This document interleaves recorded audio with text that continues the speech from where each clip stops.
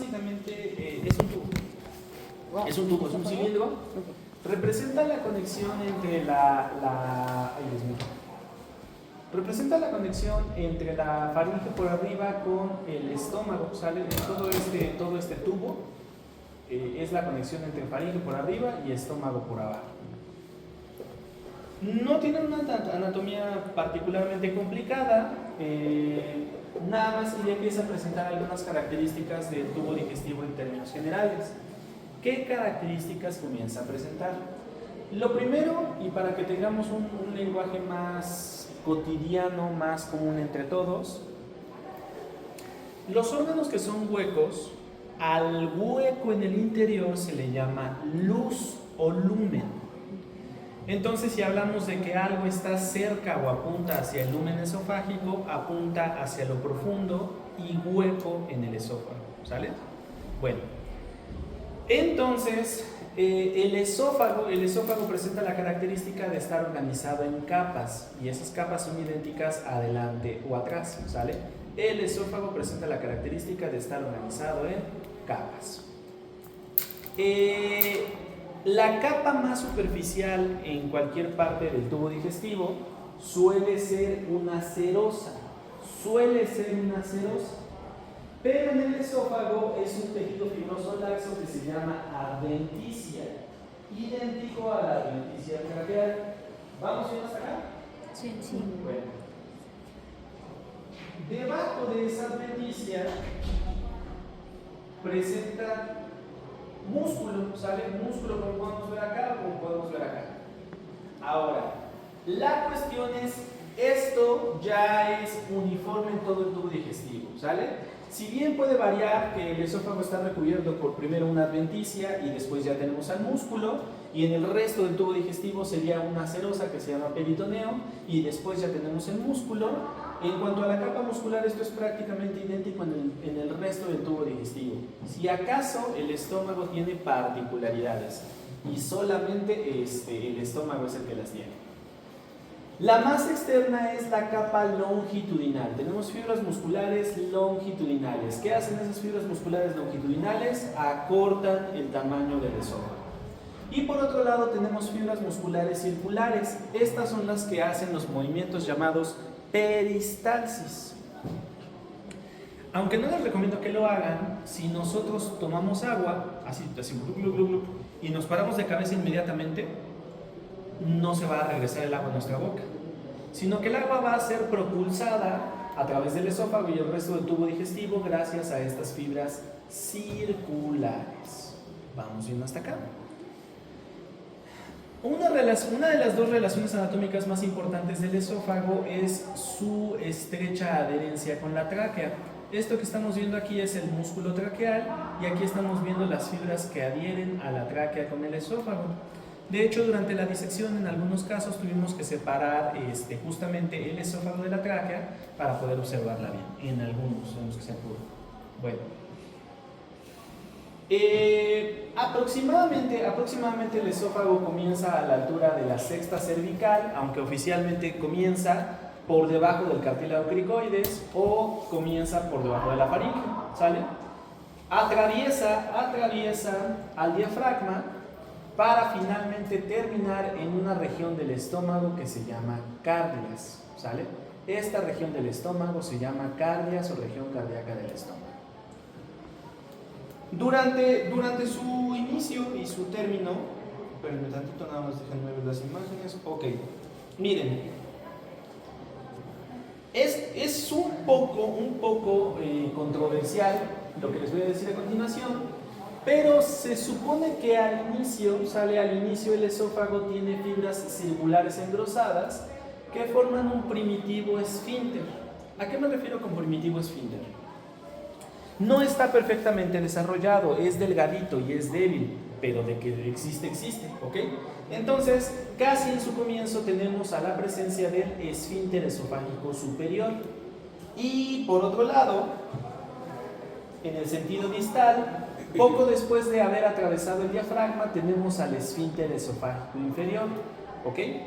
Ustedes pueden decir, doctor, anatómicamente casi no se distingue, entonces eso no tiene relevancia, pero resulta y resalta que hay patologías asociadas con la parálisis o la hipertrofia del esfínter esofágico superior o inferior. Miren, aquí pueden ver un triángulo, ¿sale? Aquí se ve un triángulo, ¿sí lo alcanzan a notar?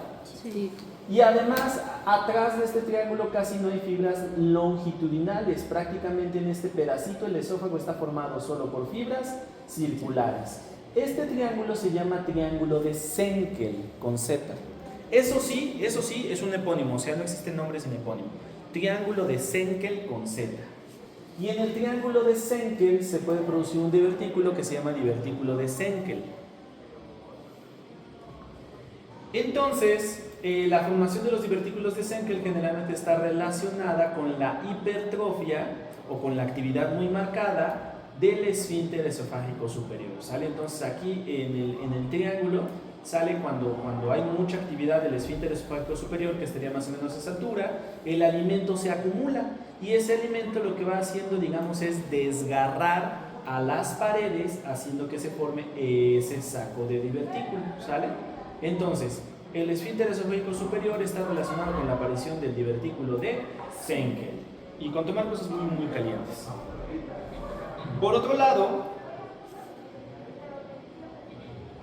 se pueden producir hipertrofias o incluso casi parálisis del esfínter esofágico inferior, fenómeno conocido como acalasia. ¿Quién está gritando? ¿Son los de acá? Afuera. ¿O afuera? Afuera.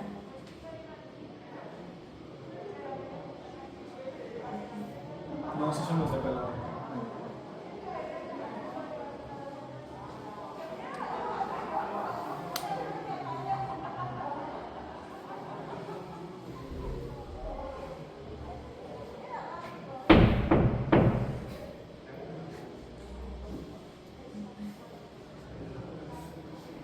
Bueno, les acabo de referir una patología relacionada con la hipertrofia o hiperactividad del esfínter esofágico inferior, pero también hay algunas vinculadas con la inactividad de este esfínter esofágico inferior.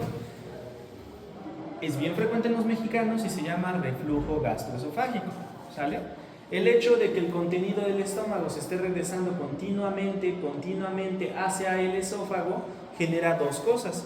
Por un lado puede ocasionar lesiones continuas en la región de boca, faringe, dientes, nariz, etc. Pero tan solo el hecho de que el contenido que está en el estómago, que son los jugos gástricos, pasen al esófago, lo lesiona porque el esófago no está preparado para resistir a este pH tan ácido, ¿ok?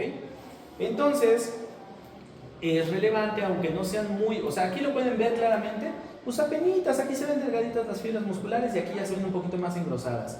No es un esfínter clásico perfectamente notorio en toda la extensión de la palabra, pero sí se sabe claramente que funcional, aquí hay una zona que tiene mayor compresión y que si esta zona con mayor compresión se queda aplastada, se forma la acalasia esofágica, o si no funciona, se forma reflujo gastroesofágico continuo. ¿Vamos bien hasta aquí? Sí. Bueno, por cierto, les voy a hacer una pregunta. Bueno, no lo van a hacer del todo. Primero hay unos medicamentos que se llaman IVPs, omeprazol, pantoprazol, esomeprazol, etcétera, etcétera, etcétera. Entonces, por ejemplo, con la famosa gastritis, ¿cuánto creen que es la dosis? Doctor, aprovechando, ¿usted está aquí al lado? Sí. Doctor, sus alumnos están haciendo mucho ruido. Los Sí, ando buscando material. Entonces todavía no estoy con ellos. Ah, bueno. Sí, ahorita Entonces, ¿puedo ir a sí. cuidarlos? De hecho, ahorita voy yo, pero es que me falta material. Sí, no lo dudo, doctor, pero sí que guarden. Sí, está bien, digo. ¿Qué estaba diciéndole? Ah, sí, lo de los IVPs. Generalmente la dosis de omeprazol para la gastritis es alrededor de los 20 miligramos, las cápsulas de 20 miligramos. Pero en reflujo gastroesofágico la dosis puede escalar hasta los 80 miligramos por día, divididos en 40 miligramos por la mañana y 40 miligramos por la noche. O sea, dense cuenta de que el hecho de que el contenido normal del estómago se pase al esófago termina siendo algo con consecuencias mucho más delicadas que el hecho de que simplemente dejen de actuar los mecanismos protectores del estómago, ¿sale? Esto requiere dosis más altas y más frecuentes. Bueno.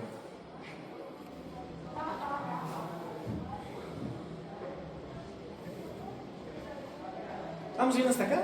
Sí. Bueno, El esófago, de manera muy parecida a como era con la tráquea, no tiene un hilio, no tiene un solo sitio, ni siquiera unos pocos sitios a través de los cuales reciba irrigación. No sé si ustedes recuerden, pero cuando hablamos de la irrigación del tórax mencionamos que las intercostales posteriores derechas son más largas porque la aorta está a la izquierda. Ahorita en la imagen no se ven, pero sí se va a entender el concepto que les quiero comentar. Miren, por detrás del esófago están pasando las intercostales posteriores derechas. Se nota, ¿sale? Se nota. ¿Sí vamos yendo hasta acá?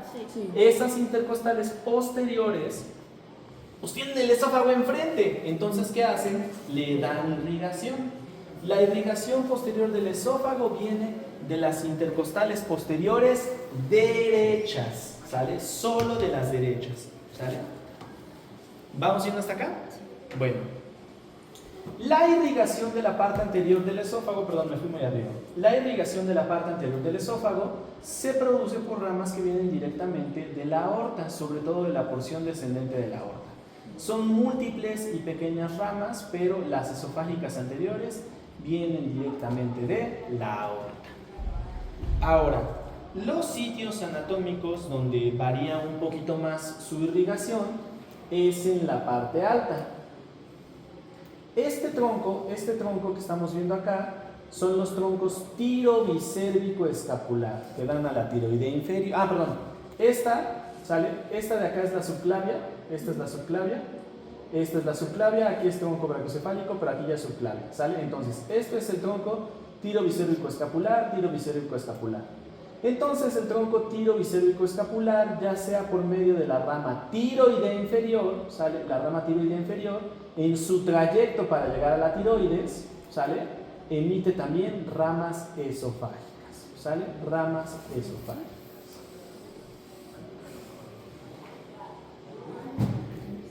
¿Vamos yendo hasta aquí? Sí. Ahora, con respecto al drenaje venoso,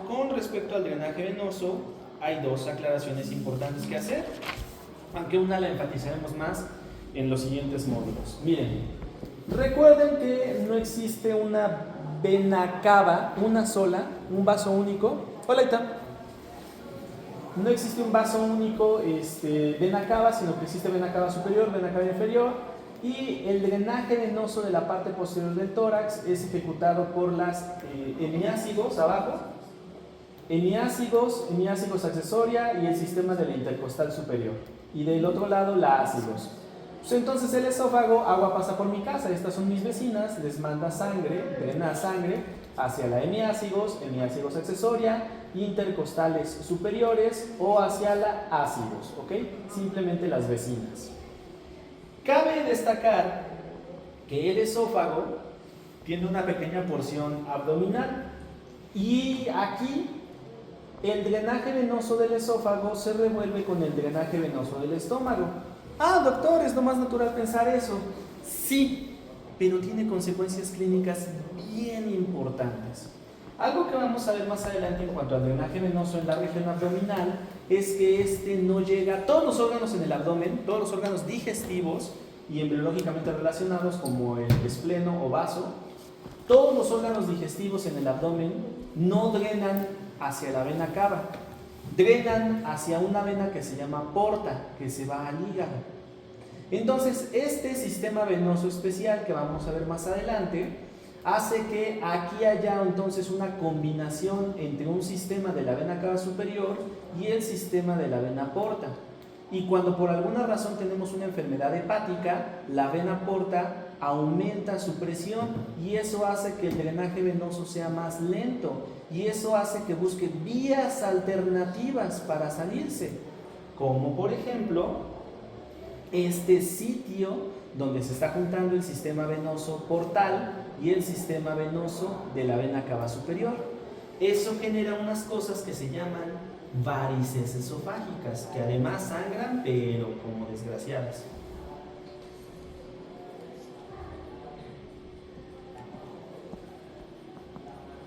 ¿Dónde tengo la imagen? Perdón. Lo tengo en el gráfico.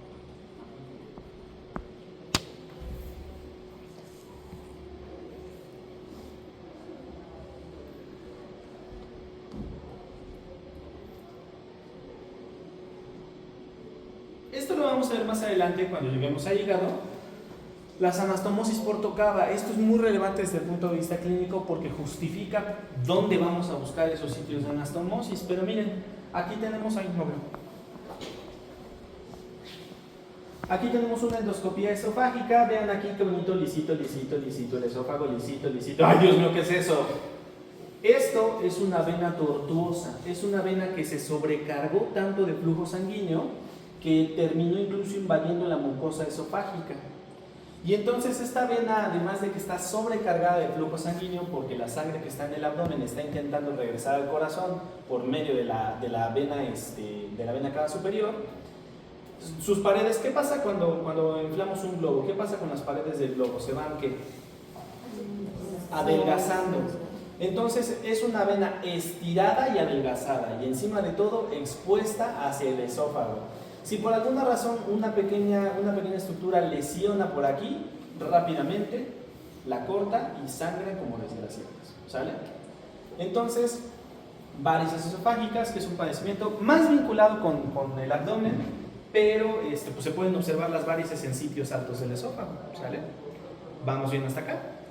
Bueno. Y yo creo que con esófago lo vamos a dejar hasta acá. Ya la siguiente sesión del día martes comenzamos con estómago, ¿sale? ¿Dudas, quejas, aclaraciones, mentadas o algo por